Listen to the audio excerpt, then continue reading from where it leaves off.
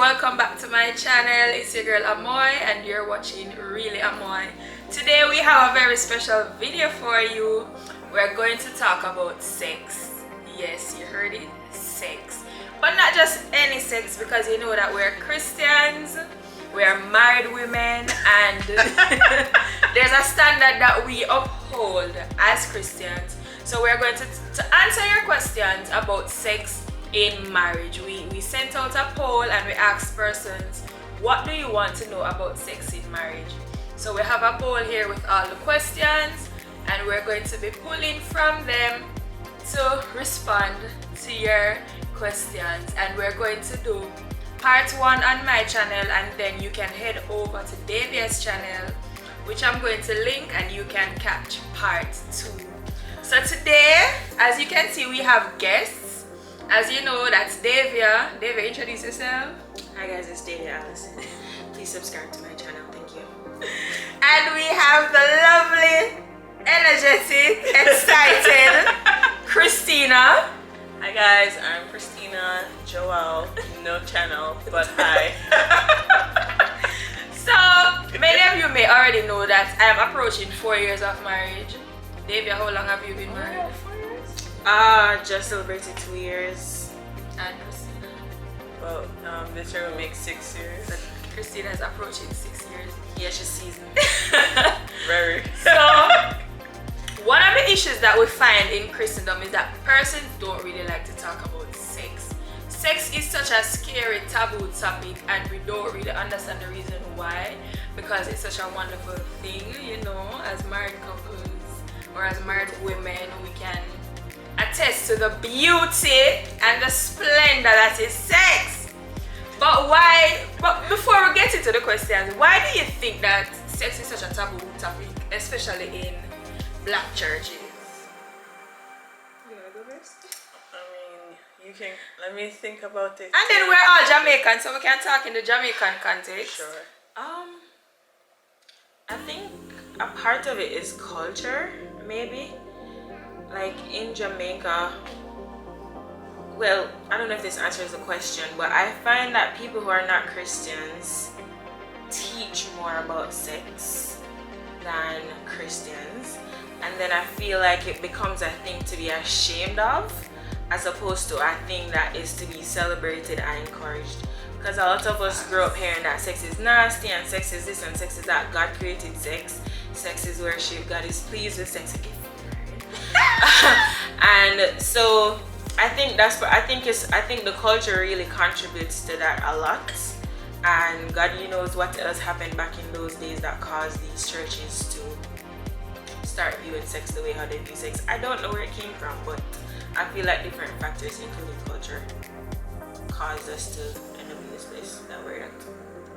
And I mean, I have to agree with what Davia said, just because the church tends to not shy away from talking about sex. It's like Davia said, somewhat of a taboo Continue topic. talking. However, what happens is that we find people getting into relationships that go on to marriage, and they're just so unprepared for whatever sex is. They're shy, they're afraid of, because they have had no real talking, no real conversations to really guide them, to let them feel comfortable about sex as a topic. So I do think that the culture and the lack of conversation surrounding like having a healthy sex life in a relationship is really and truly the prime purpose why prime reasons are why Christians tend to be in that kind of situation where they're just not comfortable with it. And honestly, quite frankly, I feel like people just don't know. I feel like they're not confident about the topic, and that ties into not being taught growing up, not talking about it growing up. So people, I feel like a lot of, and me and Davia was discussing this the other day, I feel like a lot of Christian couples just not experiencing quality sex because they just don't know. They have no idea what they're doing, and this could be mainly for the older couples that they have no idea what they're doing. And yeah. So let's get into the questions. Who wants to go first? We can just I'll pick one. we just pull a question, read it, and then we just have a discussion.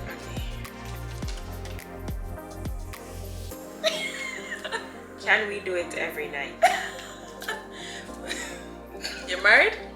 Yes. Realistically speaking, if you want to, yes, but I feel like the only way you do that every night is if you don't have anything else to do. Truly. Honestly. Unless you're a robot or something. But you know Israel Houghton wife? I heard her say that they make it a habit to have sex every night, and since they've been married, they have been honoring that. Oh, To have sex. they've been married for, they're gonna be married for 6 years this year. That's interesting. They've never missed a night. That's what she said. That's Your interesting. face is killing me. I think I just don't see how that is possible. Because so many factors contribute to you feeling the need for sex and stuff like that. People tired, people work, that people spend nights apart from their spouses. That's odd. That's And the monthly cycle. so that's where I was going with that, because I'm just like, okay, clearly she's on Maybe she something on where birth she does control. not have to get that monthly cycle. But But anyway, I just know how I feel during that period. I don't need nobody like rubbing up on me, Don't rubbing even up look on at me. Just because you just feel uncomfortable during that period. But I'm not saying that, to each his own. But every night, I mean, you're not going to always Want to have be sex. in that mood. Sometimes you have a hard day. Like sex is not even on your mind. Your body just doesn't respond. Exactly. And for her, I mean, since you brought it up, for her to say that they're honoring it, I'm just like, where does the spontaneity come from? Because it sounds like more like a robotic thing, like, oh yeah, we need to have sex. So for me, that would be an alarm, because it would make it seem as if you're taking away the whole, oh, I see my husband, to it That becoming spark. a routine thing, like, so, oh, we're gonna have sex tonight, yay. I was like, okay. So piggybacking off that question, how often you think couples should have sex for the week, realistically? So, And does it happen every week?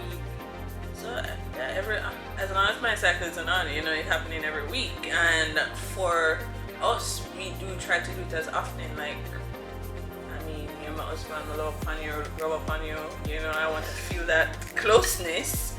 However, I just think that if it is that separate and apart from the whole period business, and we're all women, we all go through that.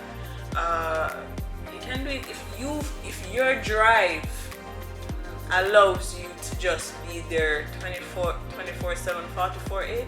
You do your thing. I don't think that there's any limit. It's just if you have a child, if you have responsibilities 24/7, 44/8, it's not going to work. I'm just saying that is how I would see it. But do it as often as you can, as often as you feel like. But yeah. This is one of the things in marriage that I don't believe that you need a black and white for, or there should be a black and white for, because I feel like with everyone, as Christina spoke about sex drive, I feel like some people's sex drive, yes, people are married, yes, they're happy, but their sex drives are not always like in the sky. So I believe that if you want to have it every week, you should.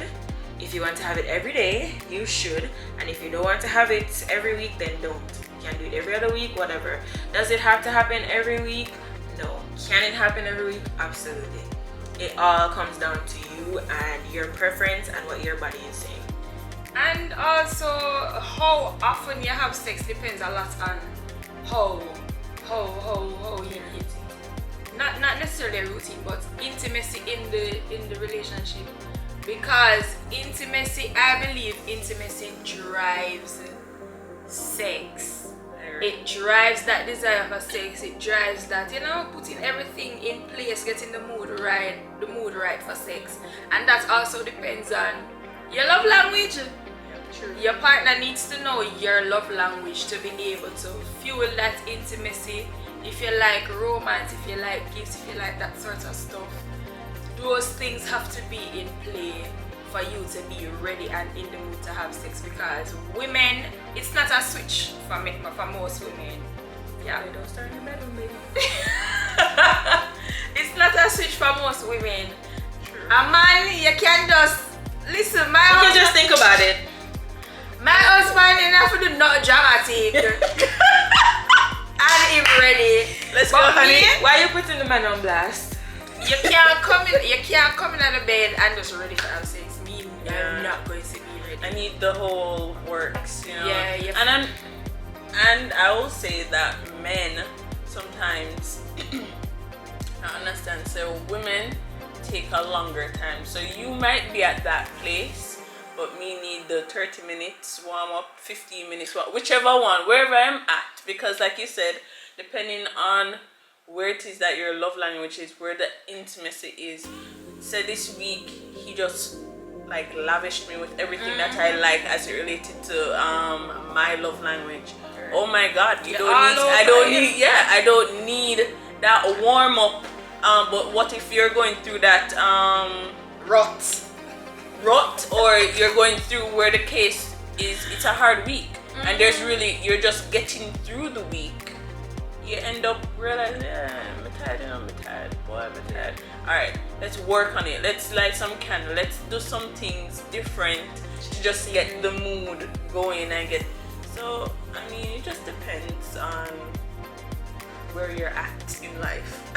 So, do you believe that both parties have to be in the mood for sex to happen? Don't have to. No, I will not say that. Why you say? That's a Because- heavy load. I feel like this is a continuous conversation among both married and unmarried people, right? Because if we're gonna take it from the Bible's perspective, if I interpreted correctly, your body doesn't belong to you, right?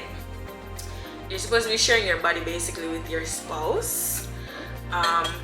My friend, I'm not gonna call his name, but he spoke some truth the other day, and he basically said that even because we always talk about marriage is an act of selflessness, sex is also an act of selflessness. So I'm not gonna say hard on us, both persons have to want it or whatever. However, when you're having sex, the aim is to please your partner, not please yourself. And just like how you take up the cross and follow Christ, deny yourself, I believe that sometimes you can deny yourself for your spouse. You don't have to, but I believe that it doesn't hurt to. Okay. I will say that for me, even if I'm not in the mood sometimes, and I know that my husband is in the mood, I will try and get in the mood. Because, like at that point, it's like you said, it's not about you. It's not about, I don't feel like having sex tonight. Yeah, but it's two people met this marriage. It's not one. Yeah. So him in the mood. What if I'm in the mood the next time and him don't feel? Because men can have that time when they're just, I'm tired. That kind of thing. They will have it probably not as often as a woman would have it. However, they can have it.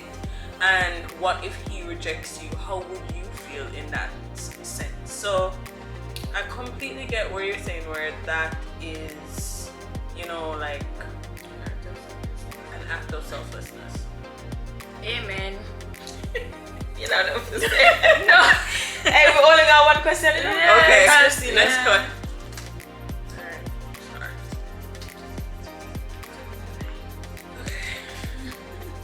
How it work? I want to tell you who asked that question. I will. A joke. How it work? answer. Is this a birds and the bees question? Yeah, because how it work is, this coming like this coming like I don't know if it's It's like cooking ackee and saltfish. this one no. Proverbs. Continue. It's like cooking ackee and saltfish, right? You have to prepare two separate things and then put them together and season it and make it simmer for it to make a beautiful dish, right? So, so you have ackee over there boiling with little garlic and little salt. And whether you put your saltfish to soak or you boil your saltfish, you prepare your saltfish and you clean it up and you pick it and then you light the flame, add a little oil because sometimes You do need some oil. sometimes you need a little oil.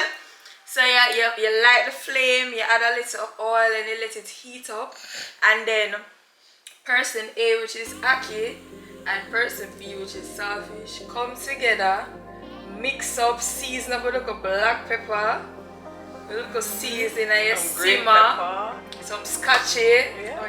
and then you simmer down and you make a beautiful dish. Yeah. That's how it works. But to say Copyright. that is a great analogy. However, I mean how it work. I mean a man and a woman, they see each other, they've viewed this person as someone that they can see spending their life with. They want to build a future. Now, how sex works is that you have, and I mean, I'm just going to get real with it because this, I don't know if this is like a legit question and I don't want to take it as a joke, is like you have two Christians, they come, lie down in bed together. You don't have to be the bed, it can be beach, anywhere Wherever you choose, really and truly. Amen. And you have vagina, you have penis, and they come together. And I mean, you have to think about it. When if you're so in love with this person and the chemistry is there, everything is flowing. Like I remember when my counseling had, and I remember my counselor was telling me about, like when you're finishing up and she's not there, you should continue. Like it's a thing where, and I don't want you to get any ideas, particularly because this question sounds so young. I don't want you to think that it's supposed to be an experiment now, because it's not a case where you should go and do it if it is that you're not at that place. You don't have a relationship, you're not married, you're not and not just a relationship, you're not married and you don't have a ring on your finger from someone that says you are mine. What is that? I'm no title for the man. No AKA title. marriage certificate. Okay. Oh, the deed. Okay. So yes. So that is definitely, in layman's term, how it would work. Now, Aki and Selfish over here did pretty good with explaining that, it's spicy. It's nice. Come together and Not choke. Anyways, I just wanted to add that that's why it's important to marry someone you're actually attracted to. Amen. Next question. Amen.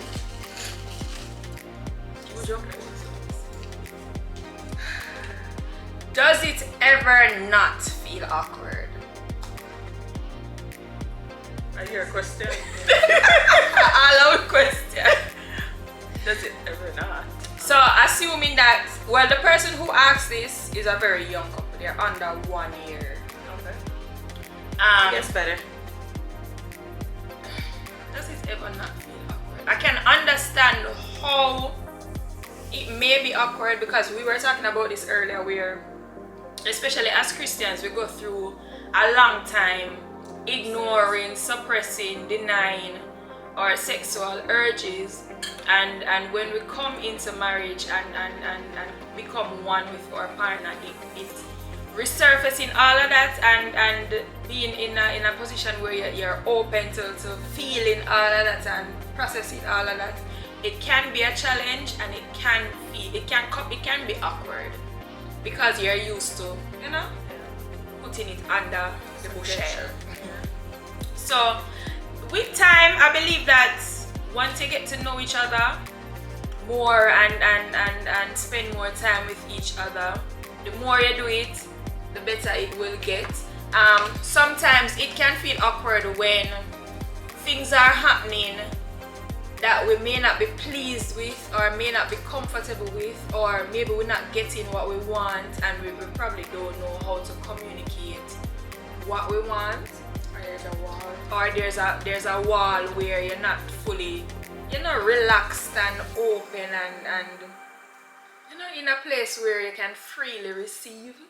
So in cases like that, it's good to have a transparent conversation with your partner, with your spouse.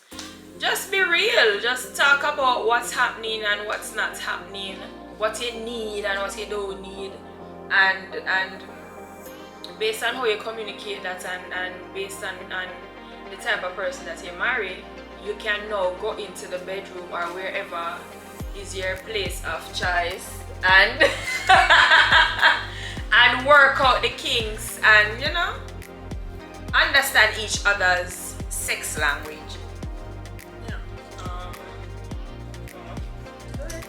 I would say that, when you're young in marriage, you particularly because if you've been a good Christian and you haven't been stepping out and doing Taste the pots. Exactly. You will feel some sort of awkwardness for a time until you yourself, because like you said, church ain't talking about it and you're suppressing all these things. So until you yourself start feeling comfortable as a woman, even as a man,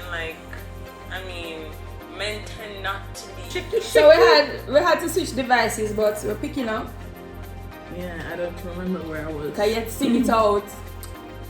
Sing it out. I had to remind myself of the question. Okay, what was it? Does it ever not feel awkward? Oh yeah. So it will taste the pot. Yeah, if you're not tasting the pot, as Amoy rightly said, you're going to feel awkward. You're going to have that point where you're questioning how confident you are in the bedroom, because you're not supposed to know nothing. You're not supposed to be as versed in there. However,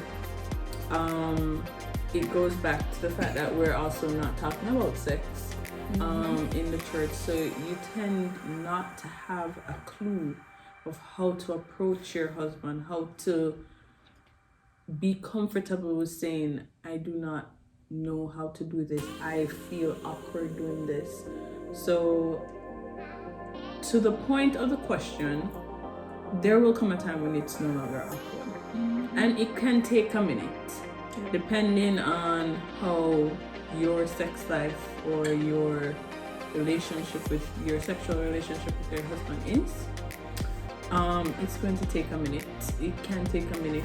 It just depends on how open both of you are to each other, because that's also important. If you're not open, you're going to always feel as if you're second guessing yourself. What is right? Does he like this? Does he think I look stupid twerking?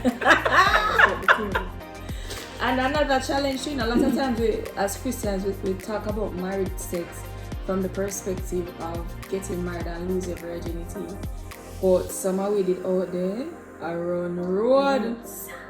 And a part of the challenge is that when we come into such a sacred space, such as marriage, and there's that intimacy and then there's that purity, it's like there's some sort of guilt, or you don't really know how to make that transition from the sinful sex to the pure legal married sex. And many women have a challenge with that, where they knew how to be sensual and sexual in the lusty relationships, and they knew how to channel certain attitudes, but when it comes to Christianity, where everything is so clean and pure and sacred, is like, You don't know what do I do now?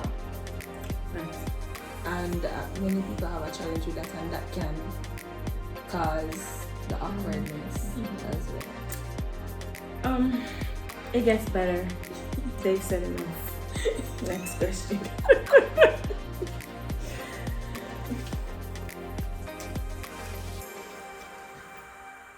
Jesus, tips on how to feel more comfortable. Communicate. Wow. Wordsmith over here. Just joking. Yeah. You need to talk about it. If it don't feel good, it don't feel good. You need to say, I do not like this. If you don't express yourself to your partner, why are you with your partner? Like, why? Like, I'll be on Instagram and I'll see people say, oh, I married my best friend. Is your best friend? You should be able to tell them that, hey, this doesn't feel good. And I understand sometimes you don't want the person to feel as if they're lacking something, but it's not about lacking, because there's this podcast that my husband and I have been listening to, and it's just informative that this couple, they were married for 5 years before the wife actually was able to have an orgasm through sex, because for her, she tends not to respond the way how she would if it is that, like, Is it that belief couple? it could be. Belief in fatherhood and death, you know?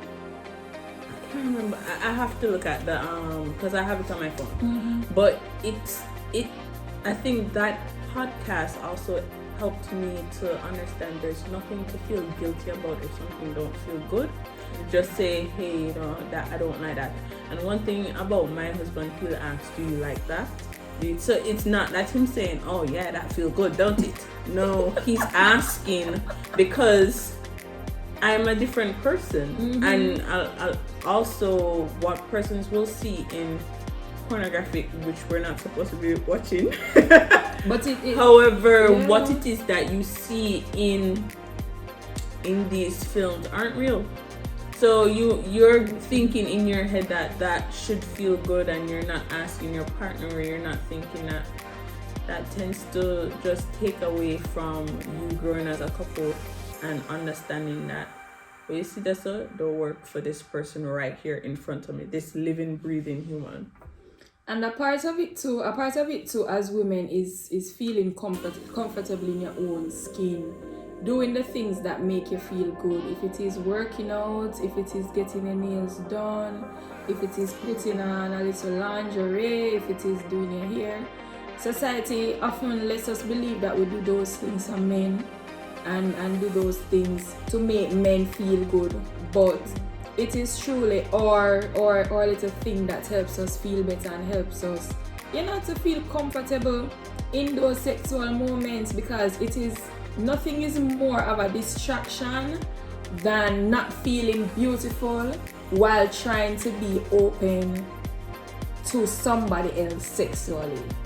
It's a huge distraction. If you don't feel good in yourself, you don't feel comfortable in your skin, it will cause discomfort. So yeah, take the time to take care of you, take the time to pamper yourself, fix up yourself, and and you'll be more into it, more comfortable. 11. Okay.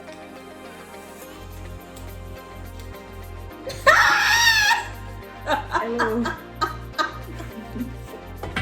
Read the question out loud. What does size matter? Honey, size should not matter.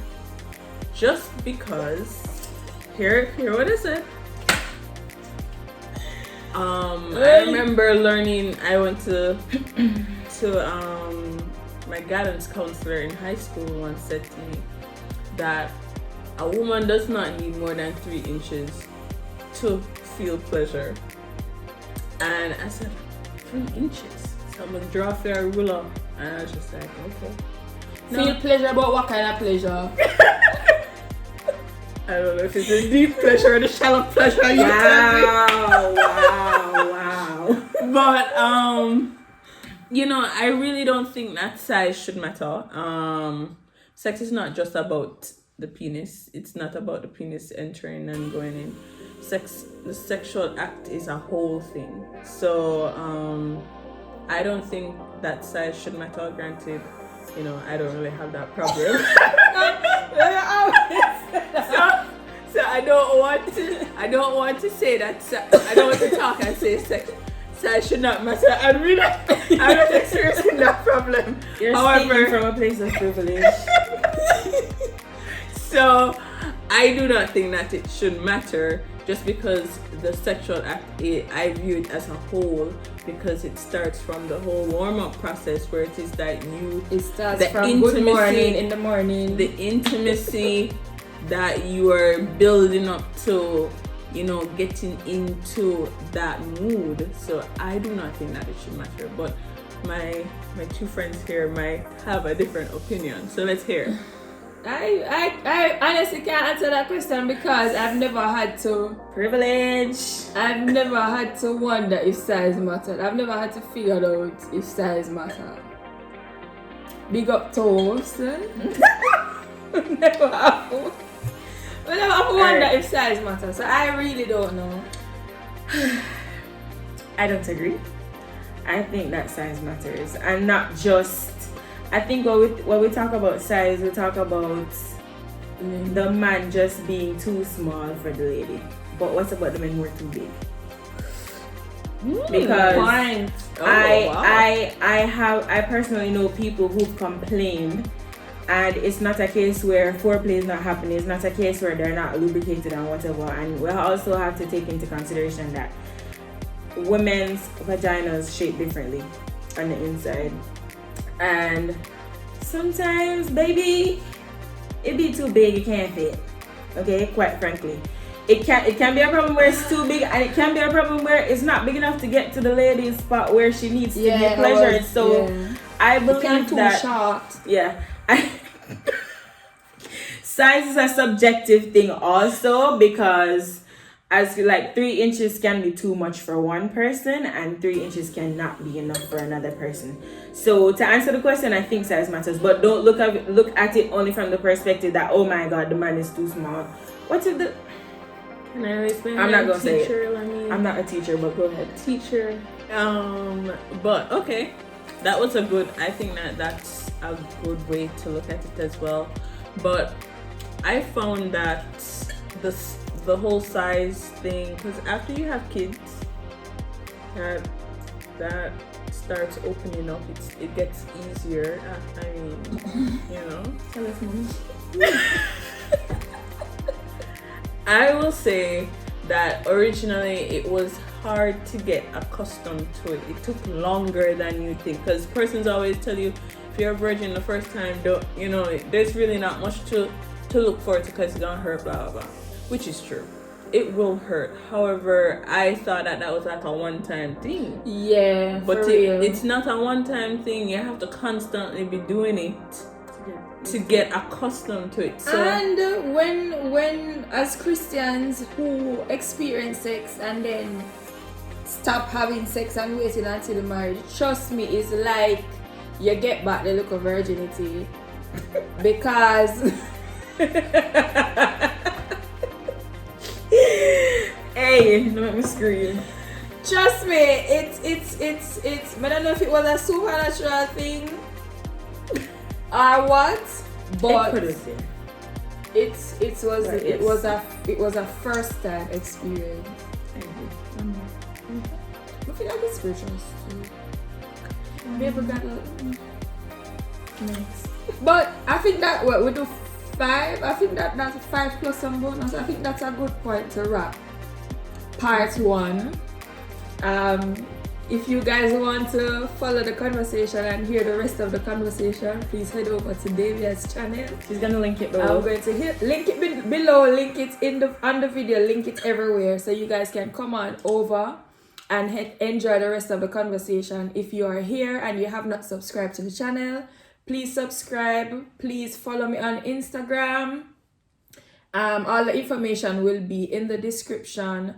Like the video if you haven't, share the video if you haven't, and thank you again for joining Really Amoy. It's your girl Amoy, and catch us over on Davia's channel for part 2 of the discussion. And if you have any questions, feel free to comment them below and let us know, or even let us know your thoughts on some of the questions. So thank you guys for watching, and I'll see you in the next one. Amen.